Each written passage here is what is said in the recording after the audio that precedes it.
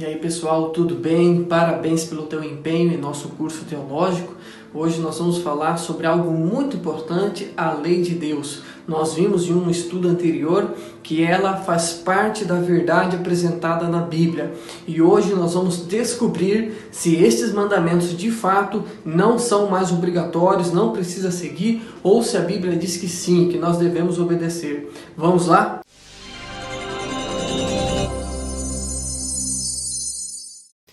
Para falarmos da lei, eu gostaria de fazer uma pergunta. O que é pecado?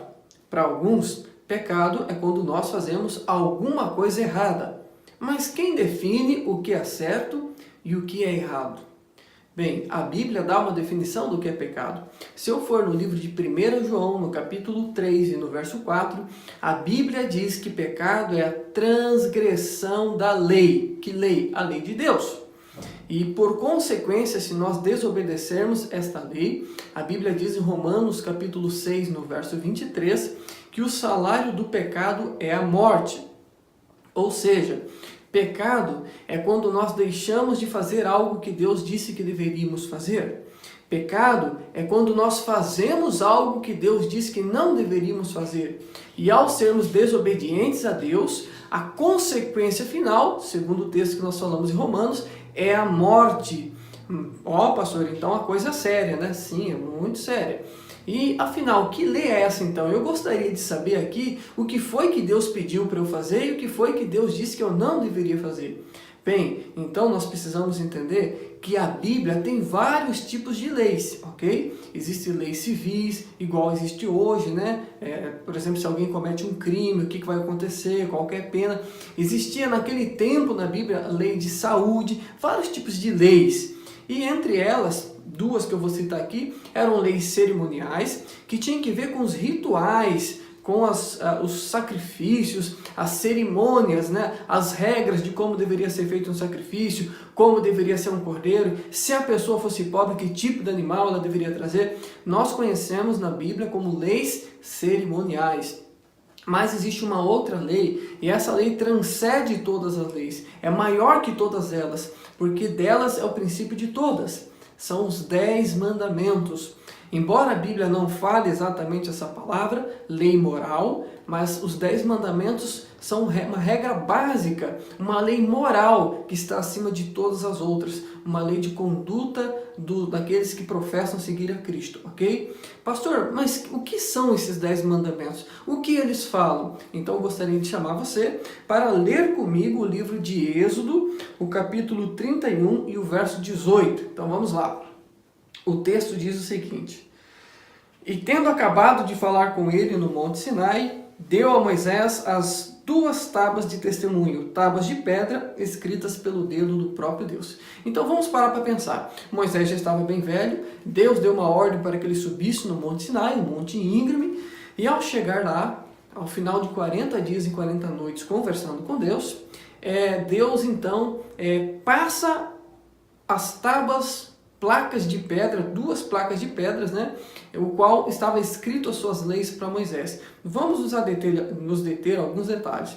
Primeiro, por que o Senhor escreveu em um material pedra? O Senhor não tinha condição de fazer um pergaminho, um papiro, uma folha de papel? Seria mais fácil para Moisés pegar, enrolar ali e colocar no seu bolso para descer depois a montanha, o Monte Sinai? Por que pedra? Porque na Bíblia pedra tem um significado.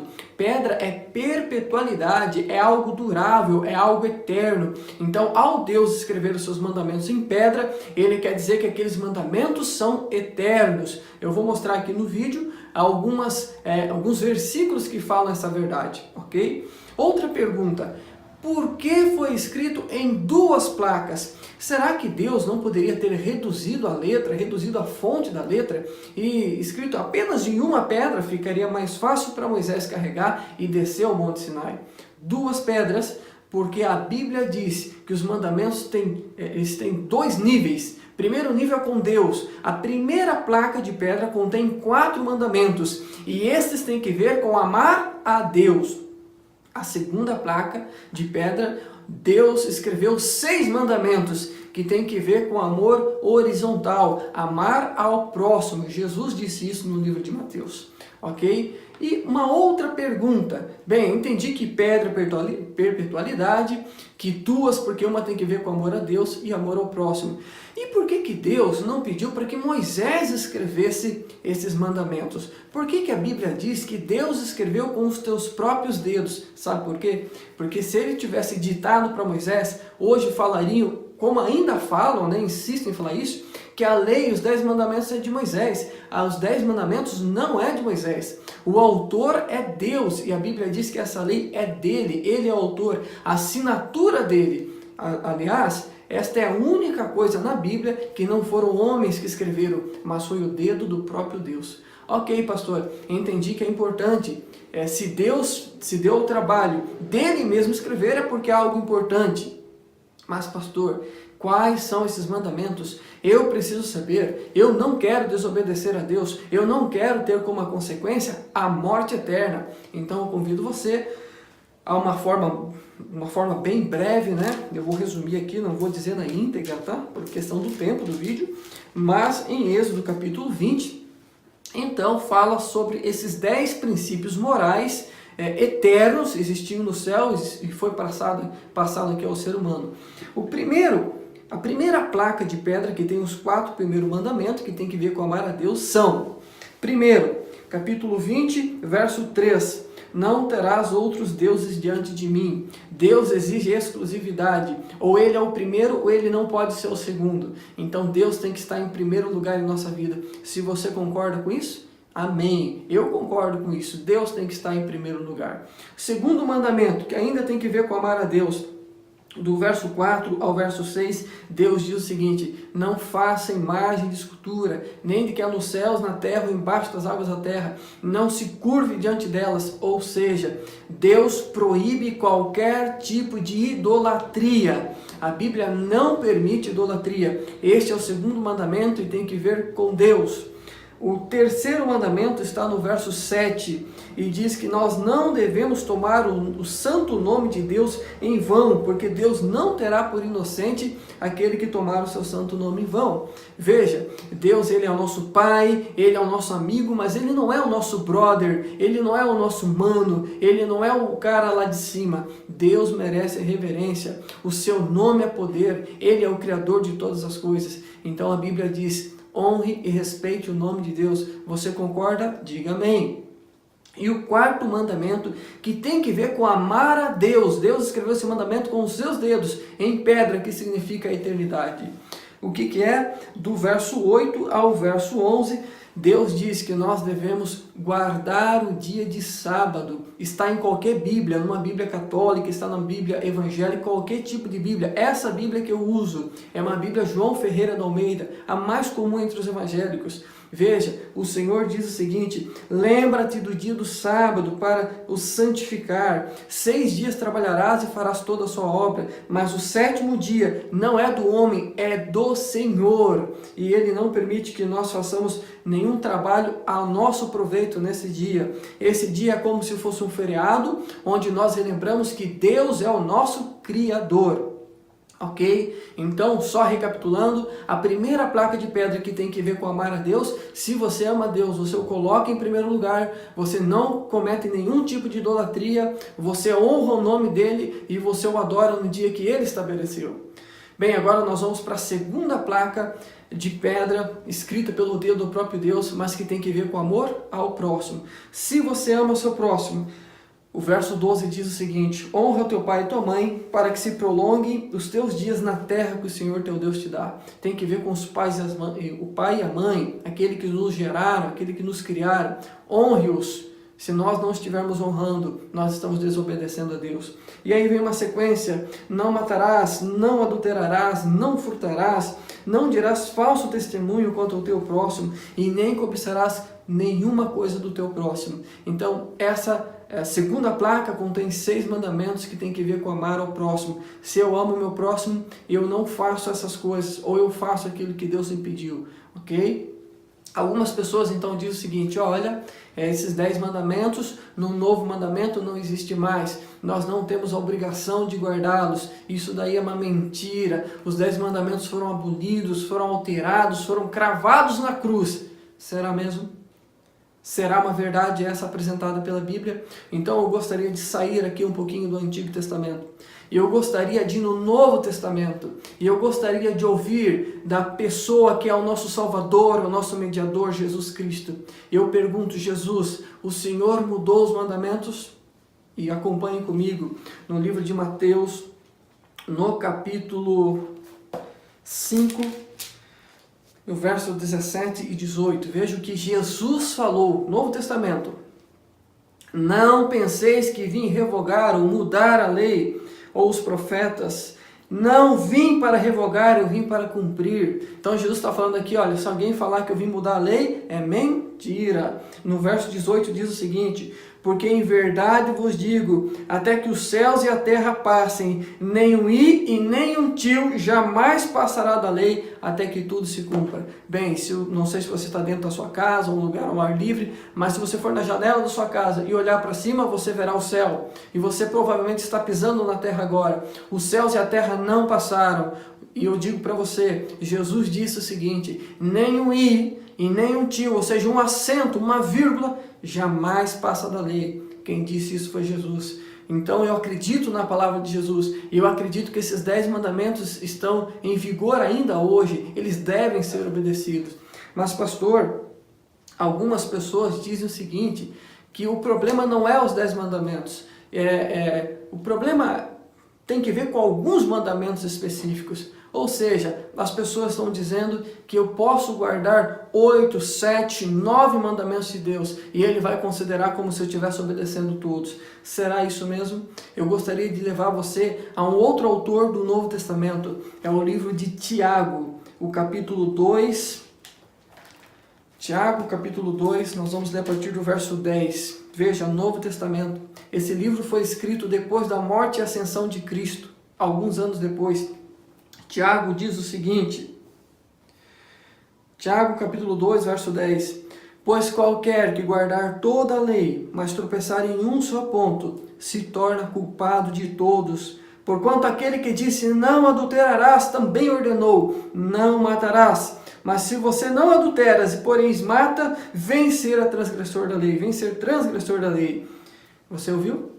Então Tiago diz o seguinte, a matemática de Deus, 10 menos 1 não é 9, 10 menos 1 é igual a 0. Ou seja, se você desobedece a Deus em um ponto, você desobedece a Deus em todos os pontos. Isso é sério, nós devemos pensar nisso. Algumas pessoas ainda dizem, ok, então Tiago diz que deve guardar a lei. Sim, é o que o texto diz. Jesus disse que nós devemos observar e que até que os céus e a terra passem, nada muda em relação à lei. Mas Paulo, pastor, Paulo disse em Gálatas que a lei foi encravada na cruz. Mas em que contexto, amigo? Veja bem, o mesmo Paulo que fala isso no livro de Gálatas, em Romanos, capítulo 3, verso 31, ele diz assim, anulamos a lei pela fé? É uma pergunta. E ele responde, de maneira nenhuma. Antes, pela fé, nós confirmamos a lei. Paulo não é contra a lei, ele diz que a lei deve ser observada, ele está de acordo com Jesus, ele está de acordo com o apóstolo Tiago, com o discípulo Tiago. Você entendeu? Ainda em Romanos, Paulo diz que a lei é santa, justa e boa. Romanos capítulo 6, outro livro de Paulo, ele diz assim, olha, porque nós somos salvos por Cristo, nós vamos agora se afundar no pecado? De maneira alguma. Se nós somos salvos por Cristo, nós somos salvos para a obediência a Deus. Então Paulo diz que deve ser observada a lei, Tiago diz que deve ser observada a lei, Jesus disse que a lei deve ser observada. Pastor, ainda não estou acreditando, pastor. Eu sempre aprendi que a lei não precisa ser observada mais. Ou seja, agora eu posso matar, eu posso roubar, eu posso adulterar. A cruz de Cristo me salva independente de qualquer coisa. Querido amigo, não é bem assim. De fato, nós somos salvos pela graça de Jesus Cristo. O sacrifício na cruz é o suficiente para a nossa salvação. Mas se eu e você aceitamos a Cristo verdadeiramente em nosso coração, Ele promove uma mudança, fruto do Espírito Santo começa a verter em nossa vida e somos transformados. E nós buscamos cada dia mais a semelhança a Jesus Cristo. E a Bíblia diz que Jesus Cristo cumpriu toda a lei. Mas eu gostaria de convidar você a ler um texto muito forte. Eu sei que esse texto pode abalar você, mas é necessário. No livro de João, de 1 João, primeira carta de João, no capítulo 2, no verso 3, diz o seguinte, veja, João é o último discípulo, é aquele que morre por último, ele morre de morte natural, ele foi preso na ilha de Patmos. E ele escreve esse livro, olha, já alguns anos depois da ascensão de Cristo. E ele diz o seguinte, no capítulo 2, no verso 3, ora, sabemos que temos conhecido Deus por isto, se guardamos os seus mandamentos. Aquele que diz, eu o conheço e não guarda os seus mandamentos, ele é mentiroso e nele não está a verdade. Você entendeu, meu amigo? Você entendeu, minha amiga? João está falando que quem conhece a Deus é obediente a Ele. Mas aquela pessoa que diz que conhece a Deus, mas não honra, não obedece, não guarda os seus mandamentos, nele não está a verdade. Esse é um texto duro, mas é um texto importante para que eu e você possamos enxergar a verdade, o grande conflito que existe ao nosso redor. E se alguém falar, não, mas esses mandamentos são outros mandamentos, não são os 10 mandamentos. No verso 7 diz o seguinte, amados, eu não vos escrevo mandamento novo, mas o antigo, o qual tiveste desde o princípio. João está falando dos 10 mandamentos. Querido amigo, você ama Jesus? Se você ama Jesus, veja o que diz no livro de João, no capítulo 14. João, capítulo 14. Nós vamos ler o verso 15. Jesus ele faz uma afirmação e diz o seguinte. João capítulo 14, verso 15. Jesus diz, se me amais, guardareis os meus mandamentos. Você entendeu? Se nós amamos Jesus, nós guardamos os seus mandamentos. É o que está escrito na Bíblia. Ah, mas lá em Gálatas diz que Deus pregou a lei, cravou a lei na cruz. Mas se você ler o contexto, a lei na forma de ordenanças. O que a Bíblia está dizendo? Que quando Jesus morreu na cruz, aquela lei que exigia o sacrifício do cordeiro não precisa mais, porque o cordeiro, o verdadeiro cordeiro, foi morto na cruz. Aquela lei que exigia o sacrifício no tabernáculo não existe mais. Por quê? Porque Jesus é o grande sacrifício. Quando ele morre, ele rasga o véu do alto a baixo.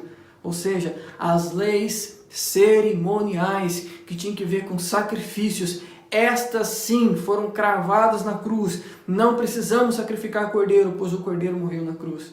Mas a Bíblia não está falando de leis morais. Não é isso que a Bíblia está falando. Mas pastor, então por que as pessoas transgridem a lei de Deus? Bem, eu tenho uma explicação. Nós sabemos que estamos num grande conflito entre o bem e o mal. E Satanás quer a sua morte. E ele sabe que para ter a sua morte, ele precisa fazer com que você vire um transgressor da lei. E lá no livro de Daniel, no Antigo Testamento, no capítulo 7, no verso 25, a Bíblia diz que há um poder que quer mudar a lei de Deus. Acompanhe comigo, diz o seguinte, capítulo 7 do livro de Daniel, no verso 25. Diz assim, proferirá palavras contra o Altíssimo é Deus, alguém está falando contra Deus, magoará os santos do Altíssimo são todos aqueles que professam a fé em Cristo, ou seja, nós. E aí diz que este poder que fala contra Deus e contra os santos, cuidará de mudar os tempos e a lei. Ou seja, a Bíblia diz que quem tem interesse de mudar a lei de Deus é Satanás. Então, se você conhece alguém, alguma pessoa que diz que não devemos mais guardar a lei de Deus, toma cuidado. Eu gostaria de levar você a um outro texto do apóstolo Paulo, está lá no livro de Romanos, no capítulo 1, no verso 25, e diz o seguinte, falando sobre o tempo do fim, sobre esse plano de Satanás em fazer com que as pessoas não obedeçam a Deus, desobedeçam os seus mandamentos, a sua lei, diz o seguinte, capítulo 1 de Romanos, no verso 25, diz o seguinte, pois eles mudaram a verdade de Deus em mentira, adorando e servindo a criatura no lugar do Criador, o qual é bendito eternamente. Amém. Você lembra que num dos estudos nós aprendemos que uma das verdades de Deus são os 10 mandamentos. E eles mudaram a verdade de Deus em mentira. E assim nós passamos a adorar a criatura que é Lúcifer no lugar de Deus que é o Criador, quando nós nos tornamos desobedientes a esses mandamentos. Querido amigo, querida amiga, ainda há muitos outros versos que eu poderia lhe mostrar, mas eu acho que esses versos são muito claros. A Bíblia diz que se você ama Jesus Cristo, você deve obedecê-lo. Que você ama, você deve permitir que o Espírito Santo transforme a sua vida. Que não é porque Jesus nos salvou numa cruz que nós vamos andar lameado no pecado. Ele exige uma mudança de vida. Guardar os mandamentos de Deus não é para ser salvo. Ninguém é salvo por guardar os mandamentos de Deus. Pode ser que uma pessoa tente guardar os mandamentos de Deus e não seja salvo. Por quê? Quando eu decido obedecer a Deus, isso é uma evidência da minha salvação. Entendeu a diferença? Eu não sou salvo por guardar os mandamentos de Deus. Eu guardo os mandamentos de Deus porque fui salvo por Jesus Cristo. É diferente. Então, que hoje eu e você possamos ser obedientes à palavra de Deus, possamos ser obedientes a Jesus Cristo, possamos nós abandonar o pecado. Eu sei que, pastor, nós não vamos conseguir abandonar o pecado, é verdade. Aquele que não tem pecado, que atire a primeira pedra. Ou ainda Jesus fala, todos nós somos pecadores, não há um justo sequer. Mas quando eu tento ser obediente a Deus, quando eu me esforço em ser obediente a Deus, Deus completa aquilo que me falta. E quando eu peço perdão pelos meus erros e meus pecados, Jesus apaga minhas faltas do seu livro. E assim nós vamos sendo fiéis e obedientes a Deus. Mas eu faço um apelo, seja e viva pela palavra. Cuidado com o que os homens falam. A última palavra, a autoridade é a Bíblia Sagrada e ninguém mais. Então, se você tiver alguma dúvida desse assunto ainda, que você possa mandar mensagem, eu teria o maior prazer em responder. Que Deus te abençoe. Até a nossa próxima aula.